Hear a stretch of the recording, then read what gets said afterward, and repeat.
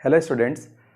आज मैं यहाँ पे ट्रायंगल का एक बहुत ही प्यारा कंसेप्ट आपको बताऊंगा। अगर ट्रायंगल के दो मीडियन 90 डिग्री पे कट करते हो तो पहला कंसेप्ट ये है कि आप 90 डिग्री के अपोजिट वाले साइड का लेंथ कैसे निकालोगे। जो भी साइड 90 डिग्री के अपोजिट है उसका लेंथ कैसे निकालोगे। दूसरी बात, 90 डिग्री के अपोजिट वाले साइड को छोड़ के बाकी दो साइड का रेशियो किन दो फिक्स लिमिट के बीच में लाई करेगा, ये आप कैसे पता करोगे। यानी मेरा सवाल ऐसा कुछ है कि आपके पास ये कोई एक ट्रायंगल है, मान लिया ये ट्रायंगल ABC। ए वर्टेक्स के अपोजिट वाले साइड को स्मॉल ए, इसको स्मॉल बी, इसको मैंने स्मॉल सी से इंडिकेट किया। कोई भी दो मीडियन जो 90 डिग्री पे कट करते हैं आप कंसिडर कर लीजिए। सपोज एक ये मीडियन है AD और ये मीडियन है BE। सपोज ये 90 डिग्री पे कट करते हैं। तो यहां पे मैं आपसे दो सवाल पूछता हूं। पहला सवाल ये है कि C की वैल्यू क्या आएगी, और दूसरा सवाल क्या है कि A/B या फिर मैं कहूं B/A, इसका रेंज क्या होगा। इसका क्या कैलकुलेट करना है, रेंज। यानी ये किन दो फिक्स लिमिट के बीच में लाई करेगा, ये पता करना है। तो पहले मैं लिख देता हूं कि यहां पे क्या आने वाला है। C की जो वैल्यू होगी that will be equal to √A² plus B² / 5। और A/B या B/A का जो रेंज है, यानी A/B का रेंज या फिर B/A का जो रेंज है, ये 1/2 से 2 के बीच में रहेगा।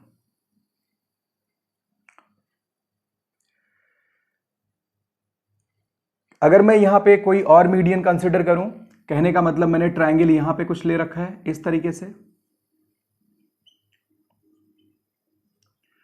और इस बार मैंने BE और CF मीडियन कंसिडर किए, और यहां पे ये एंगल 90 डिग्री है। बट शर्त है कि दोनों मीडियन के बीच का जो एंगल है, जो कोण है, वो 90 डिग्री का होना चाहिए। ये A है, ये B है और ये C है। तो इस केस में आप A की वैल्यू पे कमेंट कर पाओगे कि भाई A की वैल्यू √B² प्लस C² / 5 हो।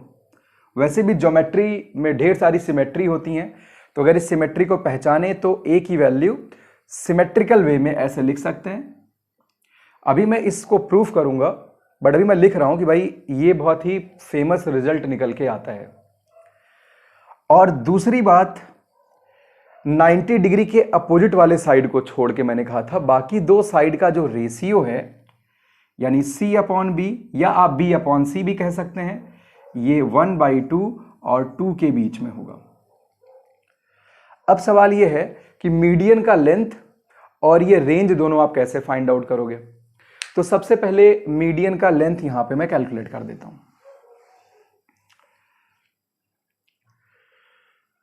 देखिए यहां पे अगर मैं A वर्टेक्स से पास करने वाले मीडियन का लेंथ लिखूं MA, आप इसे पाइथागोरस थ्योरम से बहुत ही इजीली डिराइव कर सकते हैं।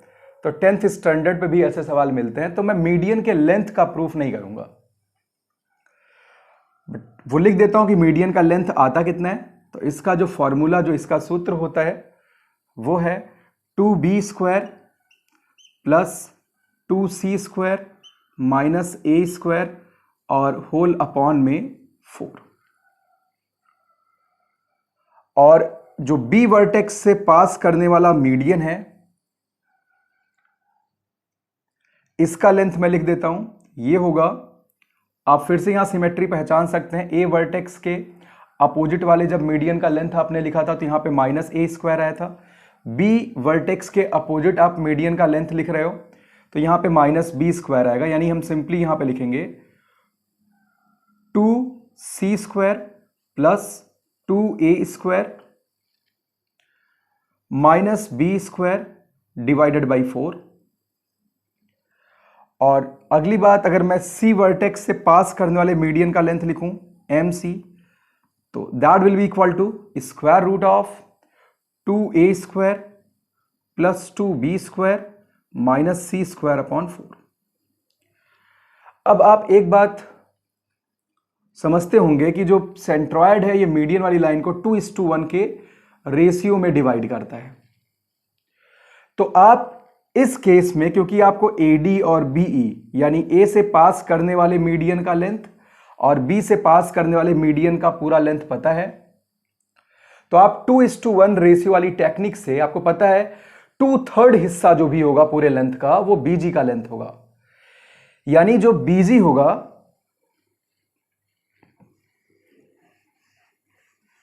यहां पे BG को आप लिख सकते हैं BG, ये होगा 2/3 ऑफ MB। और सिमिलरली अगर मैं AG की बात करूं तो ये 2/3 ऑफ MA होगा। आपके पास MB और MA दोनों के लेंथ यहां पे लिखे हुए हैं, और AG square plus BG square from the Pythagoras theorem आप कह सकते हो कि ये C स्क्वायर के बराबर होगा। तो C स्क्वायर कितना होगा? AG square plus BG square. अब इसको आप सिंप्लीफाई करो, यानी C स्क्वायर जो भी होगा ये होगा 4/9 MA square plus MB square. आप MA और MB सबकी वैल्यू पुट कर दो, तो यहां से तुम्हें C स्क्वायर की वैल्यू मिल जाएगी। C स्क्वायर आएगा A square plus B square upon 5। तो मैंने अगर दो मीडियन 90 डिग्री पे कट कर रहे हैं तो उनके अपोजिट वाले साइड का लेंथ क्या होगा वो मैंने कैलकुलेट कर दिया। यानी अगर A और B से पास करने वाले मीडियन 90 डिग्री पे कट करें जैसा कि यहां आपको दिख रहा है, तो इसके अपोजिट वाला जो साइड होगा उसका लेंथ कितना आएगा? √A square plus B square upon 5। इसी प्रकार से अगर B से और C से पास करने वाले मीडियन 90 डिग्री पे कट करें तो उनके अपोजिट वाला साइड यानी A कितना होगा? √B square plus C square upon 5। ठीक है, तो ये बात तो हमने यहां पे डेराइव कर ली। अब मैंने ये कहा था कि 90 डिग्री के अपोजिट वाले साइड, यानी यहां पे इस केस में C को छोड़ के A और B या B और A का जो रेशियो है वो 1/2 और 2 के बीच में होगा। ये कैसे प्रूफ करेंगे? यहां पे थोड़ा सा ट्रायंगल इनइक्वालिटी का कंसेप्ट यूज करना पड़ेगा। तो जो C साइड है वो A प्लस B से तो छोटा होगा, पर बड़ा किससे होगा? Magnitude of A minus B से बड़ा होगा। यानी मैं C स्क्वायर पे अगर चर्चा करूं, यहां पे पूरी चर्चा का विषय C स्क्वायर है, तो अगर मैं C स्क्वायर पे चर्चा करूं तो मैं कहूंगा C square A minus B के होल स्क्वायर से बड़ा है और C स्क्वायर छोटा होगा A plus B whole square से। तो यहां पे आपके पास दो सेट ऑफ इनइक्वालिटी हैं, C स्क्वायर इससे बड़ा और C square A plus B whole square से छोटा। तो यहां पे अगर मैं ये वाला सेटअप लेके चलूं, A minus B whole square is less than C square, और C स्क्वायर की वैल्यू किसके बराबर थी? A square plus B square upon 5। आप यहां पे C स्क्वायर की वैल्यू पुट कर दो। सवाल उठता आपने दूसरा सेटअप क्यों नहीं लिया? क्योंकि वहां से कोई रियल रूट नहीं आएगा, तो केवल हमें जो कंडीशन A और B पे मिलेगी वो यहां से मिलेगी, यहां पे कोई कंडीशन मिलने वाली नहीं है। क्योंकि जो यहां पे क्वाड्रेटिक बनेगा A अपॉन B में, वो A अपॉन B की सारी वैल्यू के लिए सेटिस्फाई करने वाला। अभी मैं एक्सप्लेन कर देता हूं इसे। आपके पास एक सेटअप ये बना, एक बार मैं लिख देता हूं इसे। एंड मतलब होता है इंटरसेक्शन। दूसरा सेटअप होगा C square will be less than A plus B whole square. अब C स्क्वायर की आप वैल्यू पुट कर दो, तो C स्क्वायर जो भी है वो है A square plus B square upon 5। और यहां पे दूसरा सेटअप जो मैं लेके चल रहा हूं, इसमें C स्क्वायर है A square plus B square upon 5। अब मेरा यही कहना था कि यहां आप a अपॉन बी का अगर रेशियो निकालना चाहते हो तो a अपॉन बी में क्वाड्रेटिक बना लो, आप दोनों साइड बी स्क्वायर से डिवाइड कर दो। तो यानी ये लिखा हुआ है a अपॉन बी माइनस 1 का होल स्क्वायर, और 5 इधर में मल्टीप्लाई कर देता हूं, ये छोटा होगा a square upon B square plus 1 से। और अब अगर मैं a अपॉन बी को x मान लूं तो ये 5x माइनस 1 का जो होल स्क्वायर है ये x स्क्वायर प्लस 1 से छोटा होगा। दूसरे सेटअप की मैं बात करता हूं, यहां पे जो इंटरसेक्शन में चल रहा है, यहां पे भी सारा प्रोसेस सेम होगा। मैं बी स्क्वायर से डिवाइड कर देता हूं तो a square upon B square plus 1, ये छोटा होगा a upon B plus 1 whole square, और 5 से इधर मैंने क्रॉस मल्टीप्लाई कर दिया।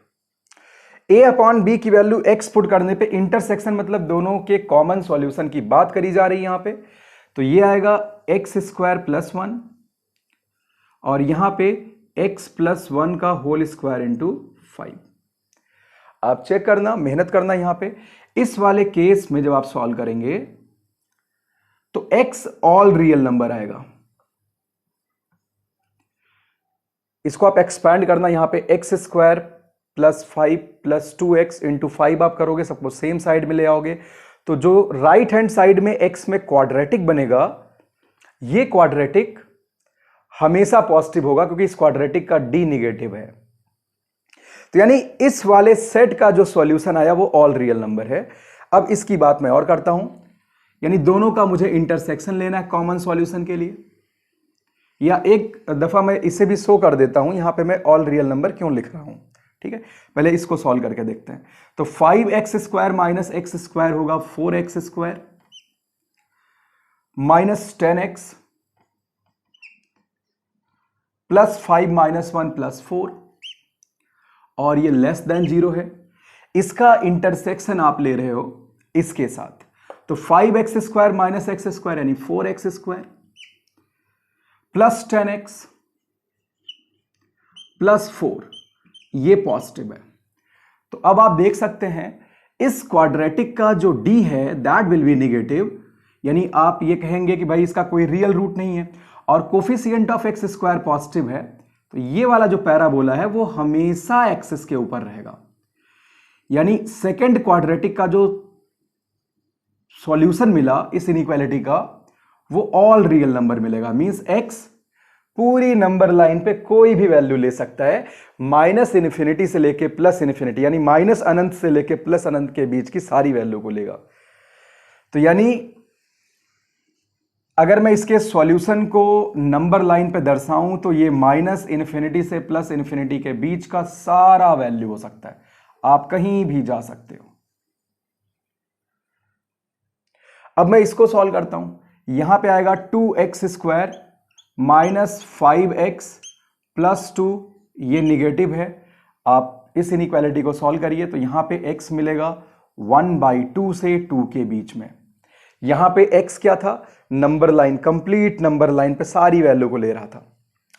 बट अगर इसकी बात मैं करूं तो यहां पे x 1/2 से 2 के बीच का है, और दोनों के अब इंटरसेक्शन की बात करनी है तो इंटरसेक्शन आप देख सकते हैं, ये इसका प्रॉपर सॉल्यूशन है। So now you can say जो x होगा वो 1/2 से 2 के बीच में होगा, और x क्या है, a अपॉन बी, यानी a अपॉन बी जो भी है ये 1/2 और 2 के बीच में लाई करेगा। तो यानी अब हमने यहां पे ये बात बहुत अच्छे से सीख ली है कि अगर किसी भी ट्रायंगल में आप कोई भी दो मीडियन ड्रॉ करते हैं, मान लो B और C वर्टेक्स से आप मीडियन ड्रॉ करते हैं और वो मीडियन 90 डिग्री पे कट करे, तो 90 डिग्री के अपोजिट वाला साइड क्या होगा, A होगा, और A का लेंथ कितना आएगा, root under B square plus C square upon 5। और आप B अपॉन C यानी B और C साइड का जो रेशियो होगा दैट विल बी बाउंडेड, और वो किस जोन में लाई करेगा, वो 1/2 से 2 के बीच में होगा। इसी प्रकार से अगर मैं A और B से पास करने वाली मीडियन को 90 डिग्री पे इंटरसेक्ट करवाऊं, तो ऐसे केस में आप c का लेंथ निकाल पाएंगे। c कितना आएगा, √a² प्लस b² अपॉन 5। और इस केस में आप a अपॉन b की लिमिट पे या फिर कहें b अपॉन a की लिमिट पे कमेंट कर सकते हैं कि वो 1/2 से 2 के बीच में होगा। यहाँ पे मैंने डिटेल में सॉल्यूशन लिखने की कोशिश करी, तो उम्मीद करता हूँ उसको समझ में आया होगा। आज की वीडियो में इतना ही, धन्यवाद।